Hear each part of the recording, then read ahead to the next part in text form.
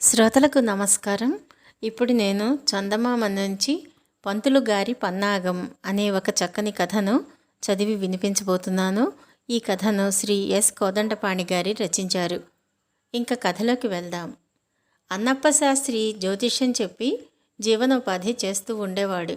ఆయన జ్యోతిష్యం ఖచ్చితంగా దాఖలా ఇయ్యటం వలన ఒక శ్రీమంతుడు శాస్త్రికి ఒక ఆవును బహుమతిగా ఇచ్చాడు. ఆయన పాలు పితుక్కోగానే ఆవుని ఊరు మీద వదిలేసేవాడు. ఇలా వదిలేయటం వల్ల ఆ ఆవు రాత్రిళ్ళు పొలాలు పాడు చేసేది. పగటిపూట ఊళ్ళో పసిబిడ్డలను తొక్కివేస్తూ ఉండేది. ఇది ముఖ్యంగా పొరుగున ఉండే రామమూర్తి మాస్టారికి చాలా ఇబ్బంది అయ్యింది. ఏమంటే ఆయనకు ఇంటి నిండా పిల్లలే. ఆవు కంటపడినప్పుడల్లా హడలుగానే ఉండేది. ఏ బిడ్డకు అది ఏం ప్రమాదం కలిగిస్తుందోనని. నయానా భయానా చిలకకి చెప్పినట్టు శాస్త్రితో చెప్పాడు మాస్టారు ఆవును కట్టివేయమని. శాస్త్రులు వినిపించుకోక భయం భక్తి లేకుండా పిల్లల్ని వీధుల్లో వదిలేయటమేమిటి, నేను ఆవును కట్టేది లేదు, ఇష్టం వచ్చిన పని చేసుకోండి అని బుకాయించాడు. శాస్త్రులకి బుద్ధి చెప్పాలి అని నిశ్చయించుకున్నాడు మాస్టారు.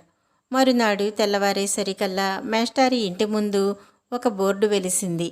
ఆ బోర్డు పైన ఇలా ఉన్నది: ఉచితం, అద్భుత జ్యోతిషం, ఒకానొక యోగ పుంగవుని వరప్రసాదం, లోకోపకారార్థం ఉచితంగా చెప్పమని కూడా ఆ మహామహుని ఆజ్ఞ. తరుణం పోగొట్టుకోకండి. ప్రజ్ఞలు చెప్పి ప్రజలను దోచుకునే మోసకారులను, వేషధారులను నమ్మకండి. సమయం ఉదయం 7 నుండి 9 వరకు, సాయంత్రం 4 నుండి 6 వరకు. మామూలుగా అన్నప్ప శాస్త్రి గారింటి అరుగు మీద కూర్చుని ఆయన కోసం కనిపెట్టుకుని ఉండే జనం అందరినీ మేస్టారి ఇంటి ముందు ఉన్న ఈ బోర్డు చప్పున ఆకర్షించింది. వెంటనే వాళ్ళు మేస్టారింటికి వచ్చేశారు. శాస్త్రులు ఇంటి దగ్గర మోస్తరుగా అక్కడ అరుగుల మీద పడిగాపులు పడటం అవసరం లేకపోయింది. విశాలమైన మేస్టారి ఇంటిలోకి సరాసరి వెళ్ళిపోయి సావిట్లో కుర్చీల మీద సుఖంగా కూర్చోవచ్చు. అందుకు తోడు ఎటువంటి ప్రతిఫలాపేక్ష లేకుండా కేవలం పారమార్థిక చింతతో ఈ మానవ సేవ చేయటానికి పూనుకున్నారాయే. ఎంత ఔదార్యం! అందరూ సంతోషించారు. ఇన్నిన్ని అనుకూలాలు ప్రత్యక్షంగా అగపడుతూ ఉండగా ఆ శాస్త్రుల మొహం ఎవరు చూస్తారు? ఆ శాస్త్రుల జ్ఞానం అర్ధకుశి జ్ఞానం. పొట్టకూటి కోసం ఏవో 4 ముక్కలు నేర్చుకుని నాటకమాడుతున్నాడే కానీ నిలబెట్టి అడిగితే జవాబు చెప్పగల ప్రజ్ఞ ఎక్కడెడిసింది? పైగా నలుగురు వచ్చి 4 విధాలా ముట్ట చెప్పితే కానీ పొయ్యిలో పిల్లి లేవదాయే అని ఈ విధంగా ప్రజలలో అల్లుకుపోయేసరికి శాస్త్రులు ఇంటి మీద ఒక కాకి కూడా వాలటం మానివేసింది.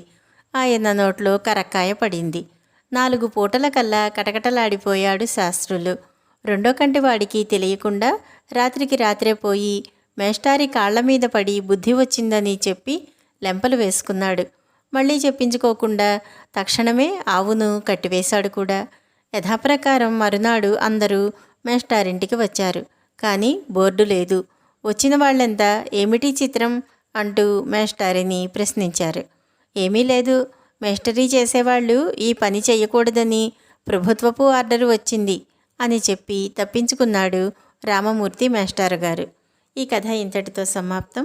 నమస్కారం.